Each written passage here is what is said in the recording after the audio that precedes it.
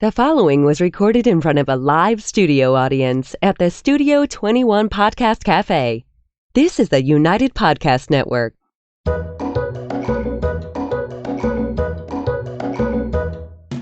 Welcome to the Quirky Dog Podcast, inspired by some of the quirkiest dogs you can ever imagine and the owners who love them.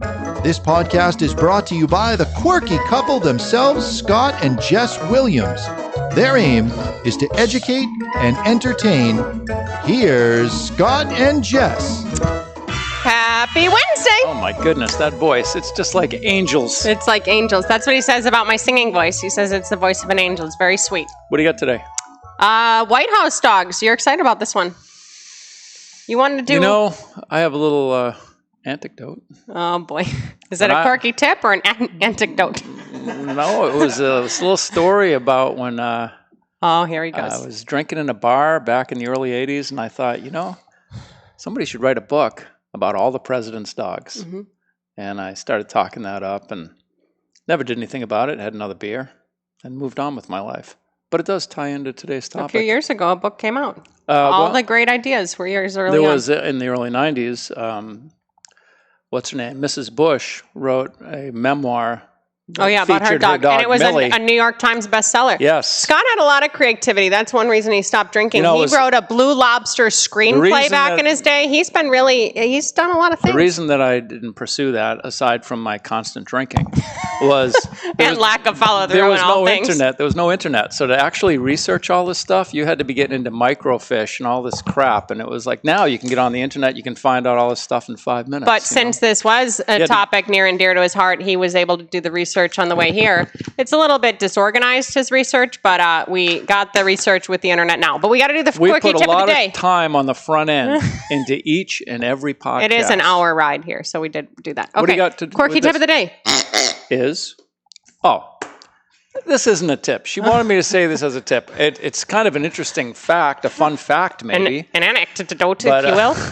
It's anecdote, just so you know. What did I say, anecdote? I don't know. Just it sounded like antelope for a second there. Yeah. All right. Well, anyway, Teddy Roosevelt, we're looking into all the presidents that have had dogs, because for the past 100 years, every friggin' president has had a dog. I think there's been a dog in the White House since President Polk, which is a long time. But Teddy Roosevelt, who was a big outdoorsman, had all kinds of dogs. What did you find out? He had about 10 or 15 dogs. But what I found out was that he also had a zoo, a private zoo, and he had a lion, a hyena, a badger, all kinds of crazy animals. And then you found he had some kangaroo rats and all kinds of other crap. And when you talk, I was thinking, you should have the camera zooming in on you, God. Ben, and then back. This is the problem. He's going to run the whole thing. What did Ben find out?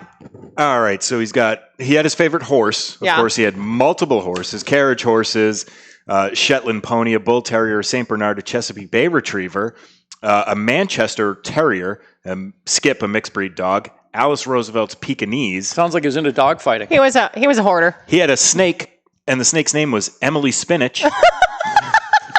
And there was multiple snakes actually belonging to Quentin Roosevelt. Eli Yale, that was the name of a Hyacinth macaw. Wow, he liked a lot of double names. He had a cat named Tom Quartz. Wow, no single names going on. And then a cat named Slippers. And we have found that... yes, this is actually a good quirky tip. Dog owners that have dogs with multiple names, it's a little something going on there. Little crazy. When it says Golden Charm under the dog's name or Ice Cream Legend or something like that. Be careful, because our we could have people listening. Now. Scott, he came home the other day. I said, what was that dog's name that was aggressive at the end home? I was attacked by a dog. The dog's name was Goofy Peter. He's like, I think the dog, the first thing he says last night at 9 p.m. was Peter Pumpkin Eater. I said, I don't think that was the dog's name. But then it came to him. It was Goofy Peter. She could be watching too. Well, but anyway, if there's multiple names, sometimes beware. The dog could be a little bit cuckoo crazy. So we got Ben on our research now too. We just do a whole collaborative team here. But we're going to start with, who are we doing? FDR. The current president doesn't have a dog, but Joe has a couple dogs, so we can talk about him in case he gets in next month. I'm going to use Ben like a Joe Rogan podcast. Look that up, Ben. Pull that up on the screen for me, goddammit. Let's roll another joint. Yeah, exactly. We're going to have to start sourcing him differently if we're going to use him that much. We got to move our location from New Hampshire. We're surrounded by legal states, and we're sitting here in an illegal state. All right, FDR, you start, because I can't even read what you've written. FDR had 7 dogs. His favorite was a Scottish Terrier named Fala. Oh, that's and nice. that was from a breeder, I guess the Fala Woods breeder or something like that. I don't know where it was from. So the Scotties are these the little Scotties, the Scotties are the little pretty black popular. dogs, right? Yeah. They look like little licorice candies. Yeah. Coincidentally. All right. Now we skipped Truman, but then we added him in. Yeah.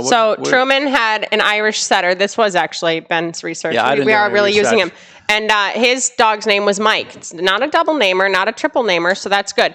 The Irish setters, they're the brown dogs. They only come in brown, right? Red, yeah. But they're not ever multicolored. They're pretty standard in color. Yeah, but they're like very regal looking, and they look great in the leaves. That was kind of interesting is like most of the presidents had dogs that were totally different than everybody else. They all kind of had their own thing, Yeah, there was good breed variety. We were very happy to see that. You wanted to see if somebody had a bulldog, but we didn't find anyone that had a bulldog. No, we did. Who was it that had a bulldog? I think it was Teddy, wasn't it? Teddy Roosevelt had a bulldog. Well, he had everything. Among other things. He had probably one of everything. he was like Teddy's art. Yeah. All right. Then we went from Truman to Eisenhower. This is very hard to follow. I'm going to check off had as a we go. Weimaraner. Yes, named Heidi, which is cute. Weimaraners are the blue dogs. This is interesting. This is a little fun fact. So the silver labs and all that, they put a little Weimaraner in there somewhere, and that's how those are made, if you were wondering. And then when you genetically test labs, you can see what their genetic makeup is, and you can tell if there was Weimaraner slipped in or not. Right before you get kicked out of any lab organization. Right before you bring down all lab breeders and everything else. So the Weimaraners, now they're a little high-strung. We do have some good friends who it's their heart breed, but back in the day, maybe they were a little bit calmer. Let's go on to JFK. He had a lot of dogs. He was a big dog guy.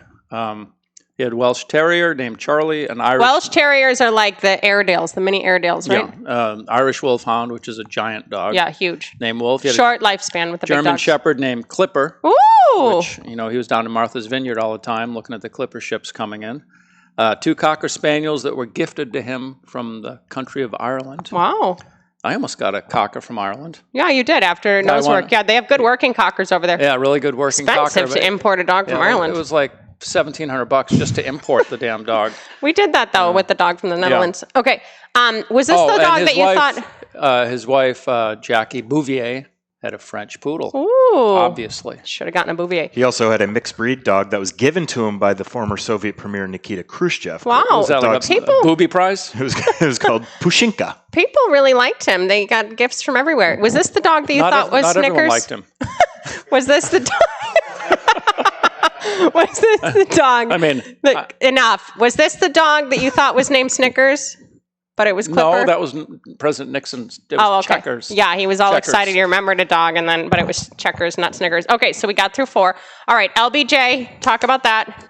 I'm not talking about all these damn presidents. Well, I can't even read what you wrote. I just want to talk about Trump. All right, my God. 2020. We'll move on to LBJ. He had Yuki, right? Trump. He had Yuki, which was a mixed breed dog. He also had multiple beagles. Yeah. Several beagles. Him and her, Edgar and Freckles. Oh, that's so cute.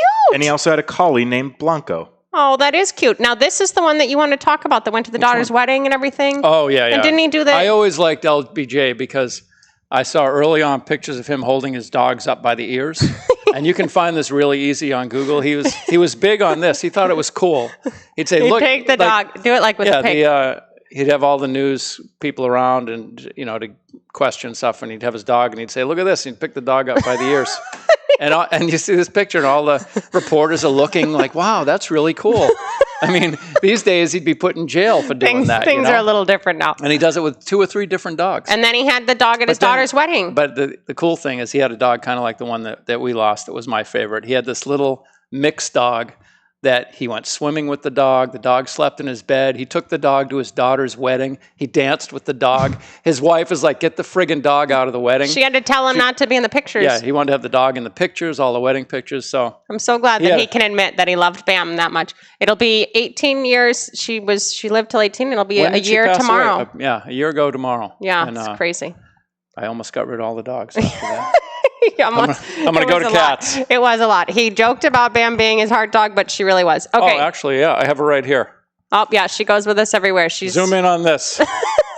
Rest in peace, Bam. Here's my medicine pouch. That's his LBJ. She goes with us on the keys. Right there's the medicine pouch, and I got a little Bam in there. I got one of her treats, a little bit of her hair, The whole thing. He does. So every once in a He while, means it, too. if I'm feeling a little bit lonely, I just grab my little medicine bag and say, I know, Bam, I'm coming. I'm coming, old lady. He just has his keys.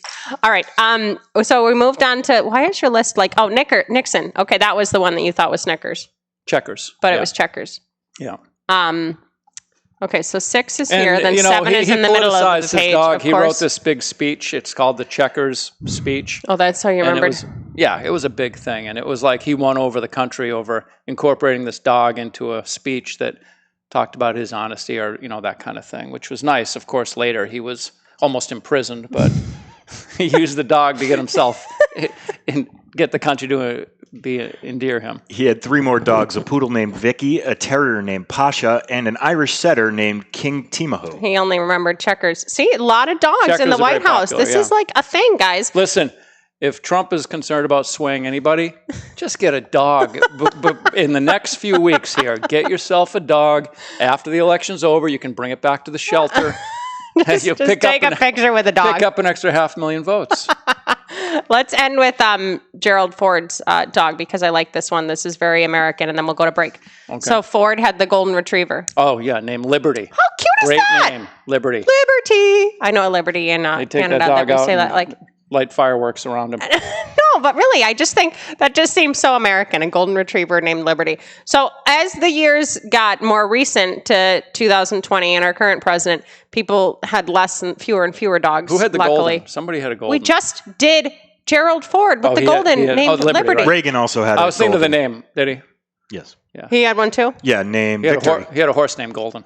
All right, well, we're going to start cross-referencing our R&D before we go live next time because who knows? Maybe everything we're saying isn't true, but there has to be a glimpse of it somewhere.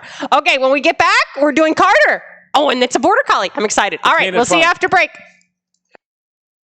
What makes Kuranda beds chew-proof? Only Kuranda beds have a patented design which secures the fabric inside the frame, making it totally inaccessible to jaws and paws. Your dog can't chew the fabric because we've hidden the edges inside the rails. Dogs love Kuranda beds. See why? Kuranda beds come in a variety of custom sizes.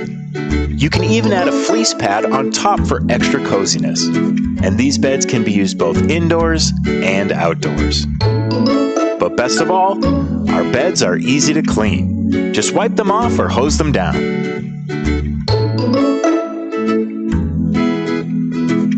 Visit dogbed.us/thequirkydog for more details.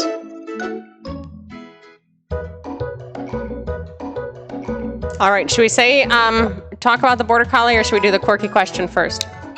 We can do the quirky question. The reason I'm not reading these is because I don't have my glasses on, so that's why I'm deferring to you. Well, you could just grab those if you wanted. But I don't want to look like an old man with the readers on, right. teeth missing, and the hair loss. Now that we're hashtagging sexy at 60, I think it's okay to grab the readers. Okay, so we're going to do the quirky question of the day. Da-da-da!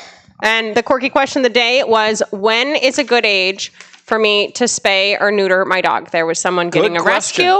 Good question. And they wanted to know what an appropriate age would be. Well, my vet said you should do it at 3 months. Yeah, that's true. Go ahead. I mean, if you're going to go in and get the shots, you might as well spay the dog at the same time. The dog that we paid a little tribute to and that she's on Scott's keychain, she had exploratory surgery to get spayed when I got her. She was a rescue because she was spayed the first 8 weeks of her life. Literally there was no record of it, and she was spayed that young, and the vet called me. He's like, I can't find a friggin' It was uterus. a home spay. It was not a home spay.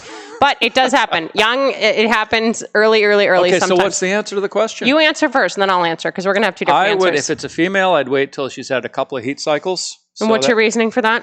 I want the dog to mature, get those hormones through the body, make sure everything's functioning the right way, let again, just like a male, all the growth plates close, and it's a healthy, and also emotionally, if this could be projecting onto the dog, but I think that she will know that she's actually a female, rather than, same with the male, if they're neutered at 3 months, I can't believe you just said that. Well, I think there's some legitimacy to that. A lot of these dogs have aggression issues that are spayed at 3 months. They say, oh, you spay the dog to avoid. What, you think they're aggressive because they're unclear now what gender they I are? don't know what they are. They're having all kinds of problems with pronouns. We are going to have a little talk about... I mean, you got to get Jordan Peterson in to talk about the damn dogs. We are going to have a little talk about recognizing our genders on the way home as it relates to humans and dogs. I think they need to know what is your answer? To know who they are I as a dog. can't right now. What is your answer for boy dogs? Well, it's the same answer. They got to mature as a dog. They got to see their nuts to know they're a boy. They got to get the testosterone running through them so they know what they are. What is the age that you should fix them? It depends on the breed. Anywhere from 11 months to 2 years. Okay. If all it's right. a small So that's breed, why you went first. Did you have... yeah, because... Well, for me... If you have a Great Dane or an English Mastiff or any large breed that's really slow to develop, I'd let them go, a couple of years until they're fully developed. You have to spay females as far as I'm concerned because you don't want them to get a pyometra. Okay, so I would say my feeling on this... I think we should get your dog, Vitality, spayed on the way home. She's a friggin' pain in the ass. She's going into heat every 6 months. Oh, my God. Go ahead, next. Listen, this is the thing about that. So pyometria is dangerous. It's mostly dogs that are, completely intact, everything else, older dogs, whatever else. So what Scott said about females, if you're not going to breed a dog, fine. A few heat cycles, they go through them. They recognize that they are female, according to him. I cannot believe. They can establish that bitchy behavior. Then you can get them. Watch it, really. And then for boys, I would say don't neuter. Honestly, I firmly believe in if you can be a responsible dog owner, the hormones benefit them more than not having the hormones. And I don't. Good answer. We don't plan to neuter Jimmy or Cousteau. I know. That's why I didn't know that was your answer. The one dog that I neutered. At the vet's recommendation, the dog died 6 months later. Yeah. Well, that was a different situation because he was getting a lot of UTIs, non-Baytril all the time, and yada, yada, yada. And then when he went under general at his age, his degenerative myelopathy really kicked in, and we didn't see it till then. So if it's a boy, I'd say don't. Just be responsible. If it's a girl, I would say do it, around 5 at the latest, just so they don't have a pile. That's my thinking. If you have a young male dog that seems to always break out of the yard, and is running around the neighborhood all the time. That's not a good one to keep intact. First of all, you shouldn't even have the dog. You're not responsible enough to own a dog, so give it to someone that can take care of it. Hey, just because people don't own dogs don't mean that they're not responsible enough to own them. I bet Trump would be a very responsible dog owner. All right, we're on to number 8. He'd be right into the dog tricolor, I'm sure. We're on number 8. Okay, so Jimmy Carter had a border collie, and what was its name? This is so cute. I don't know. Where is that listed? Exactly. It's very hard to find the list that he made. This is kind of appropriate. Jimmy Carter, the peanut farmer from Georgia, I believe, right? His dog's name was Grit. Grits. Isn't that cute? Like grits, like at the little What are we having for breakfast? Well, grits. But I think his dog lived on the farm. He didn't come to the White House. Wasn't that the case about him? He also had an Afghan hound. Ooh. Whose name was Lewis Brown. Oh, that's cute. Double name, though. You got to watch out. Interesting. My dad had a couple Afghans when I was growing up. I don't know if you ever knew that. I did not know that. Afghans. One was named Roscoe and one was named something else. Was that dog in Boston that was biting people? Was that? Oh, no, that was... No. We've never had an Afghan. Looks similar, though. The Saluki. Saluki. Yeah. Looks similar. Yeah, no, the Saluki's more like made for running in the desert. Dog just break out, just get loose out of the yard and just look for people to bite. Okay.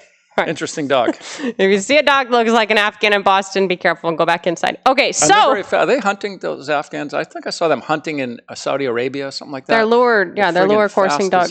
Yeah, running on the desert. That's where I was going. Okay, so we're on number 9 out of 13 maybe. We got to get to the current presidents. So President Reagan, he had Cavalier King Charles dogs, and one was named Lucky and one was named Rex. Isn't that what you think? That's weak? No, they're lap dogs. Come on, man. They have a lot of chutzpah, those dogs, and they have this weird brain condition. If you're ever going to get a Cavalier, I'm surprised that Reagan had these Cavalier King Charles. He had a compound out there. He was horseback riding all the time. Maybe his wife liked him. Probably because the coyotes would have eaten those things in 5 minutes. Well, they somehow survived the White House. Anyway, about the Cavalier King Charles, my little side note. Let's hear some insight on them.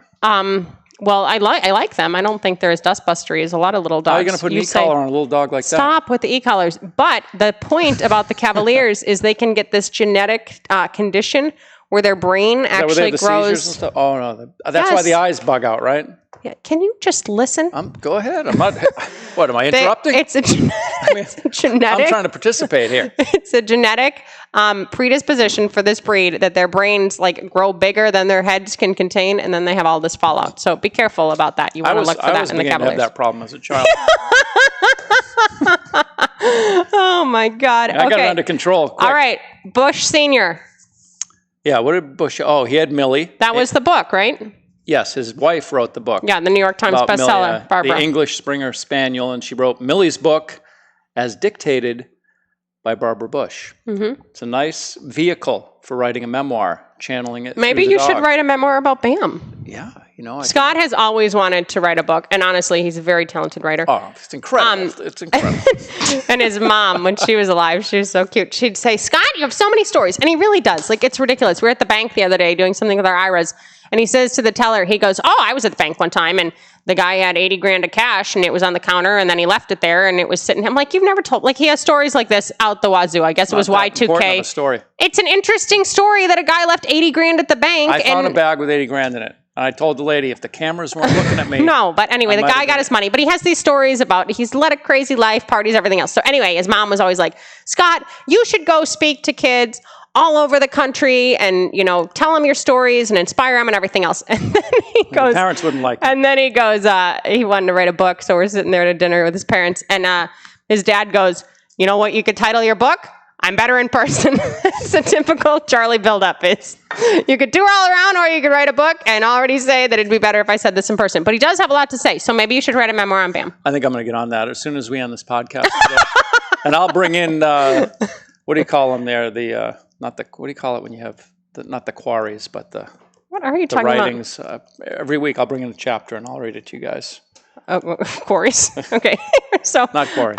Clinton was next. You can't smoke cigars on the podcast. What Clinton had a little bit lightheaded a lab. I know, it was strong. Clinton had a lab, chocolate lab, and his name was Buddy. And there was rumored that he was in the Oval Office when he was That's enough. Quiet her down about the Democrat scandals. Okay, so Clinton had Buddy, chocolate lab, nice dog. People have dogs. You're in the White House. You have dogs. This seems to be a common thread. Okay, then little Bush, young Bush. Baby Bush. He had Crazy Bush. Scotties. Didn't somebody else have Scotties? He had two Scotties. One was Miss Beasley, and the other was Barney. And he had the Barney. Did he have Scotties or miniature Schnauzers? Well, it says here Scottish Terriers. He also had Spot, which was also an English Springer Spaniel, which was an offspring from Millie. Yeah. Oh. He took one of the parents' dogs off their hand. They were going to put the dog down. He took the Spot's book. I thought for some reason that he had miniature Schnauzers. He had the Barney cam. He put a little camera on the dog's this is neck. cute. And then you go on the website and you can see where Barney's running around peeing on the furniture. In the White House. Isn't that so fun? Barney cam. I mean, this is just... He was a very serious president, in case you guys didn't realize. Okay, and then Obama. Let's talk about Obama. Look at how much you wrote about Bo. I'm so proud of you. Okay, tell him all about Obama and Bo. Well, he started off decent. I got to get the tissues when he's talking about my bombs. Go ahead. That was a Labradoodle, right? Portuguese water dog. Oh, it's Portuguese. written It looks down. like a Labradoodle. We got this Portuguese water dog. Oh, you Portuguese water dog. Everybody was enamored with the dog, loved the dog. And then they got Sonny, which is another Portuguese water dog. Mm-hmm. And Sonny bit a lady in the face that was visiting the White House. She had to have stitches. Wasn't a big scar. Pretty standard for dog owners these days. She made the most of that bite. And she was fine? They had both of them when they left? And I think it was Bo that was given to him by Ed Kennedy because it's a hypoallergenic, supposedly hypoallergenic dog for the kids who would get, I guess, some allergic reactions to dogs or something like that. Okay, so that got us up until Trump, and Trump does not have a dog, and he's very really talkative about not having a dog. We should see if we can get some signatures. And what kind of dog do you think he should have? Well, the Chinese chested, crested, Chinese crested. That's a small dog. That dog definitely went through a few heat cycles. No, I mean, you would think he'd get an English bulldog or some type of, aggressive dog based on his personality. Don't be mean to bulldogs. What do you think if he had a dog? He was offered a golden doodle named Patton. but apparently they ended up turning it down from one of his boosters. Yeah. Oh. So it got the strong name. But see, they Soft did dog. want to get a dog in there because it kind of is like the whole White House image. So anyway, we're not sure what's going to happen. The election's a few weeks away, and hopefully I'll make it. I did not opt for Sober October because I'll be having wine all of October I to will say live that, with life. Regardless of how it works out, I think you'll do a little better than the last election. Because I woke up at around 2 came to in the bed morning. sobbing. She was crying in the living room. He was good. What the hell's going on? He was good. He was good, though. He said, what's going to happen? he said, it was good. It was a good moment for us. You said, well, we own our own business, so we just have to hope for the best no matter what happens. And we are going to be fine no matter who's the president and everything else. However, if Joe is the president, he actually got his first German Shepherd, Champ, when Obama was in office and he was there. And I guess he got a lot of flack for getting a dog from a breeder. You know, ooh, here we are. Everyone has to be very PC. So then his next German Shepherd was adopted, and that dog's name is Mayer, and he has 2 German Shepherds, him and his lovely wife, Dr. Jill Biden. Do his dogs have masks on? I mean, I'm not judging. They don't want to spread anything. Well, they should be careful They that probably they don't catch need to because anything. no one's leaving the house. They're all in the bunker. No, but really, no matter what happens, the dogs at the White House is a thing. And if Trump's in another 4 years and there's no dog, there's no dog. But it is fun to see a dog at the White House. Get a dog, Donald. Get a dog. Come on, the kids would like it. Get a dog, Don. That's what we're going to put as our yard sign if this all goes through the way some people are predicting it will. And it may. Either way, we're going to be fine. But dogs are good. Dogs bring joy. Dogs at the White House are nice to see. Do you know what next week is? We're going to talk about the pending Civil War. That's as political as we get on our podcast. No, next week is our 50th episode. If Donald got a dog, he might call it Proud Boy. Okay, listen. What is next week? Our 50th episode. We're focusing. Wow. What are we focusing on? How great that is. Oh, that's awesome. We have a lot. Here? 50. We almost have 50 people watching. Shut up. We have a lot of fun things in store for that episode. We have a lot of surprises. We have some Streamers, campaigns fireworks. we're going to deal with. Yeah, Scott will smoke a higher quality cigar than the one he had. All these things. So the White House dogs. Hope you learned a little something. We thank Ben for his R&D contributions. Yeah, thanks for spending a few moments with us this week. And in the meantime, you guys are going to keep it quirky. If you need us, studio at thequirkydog.com. Peace.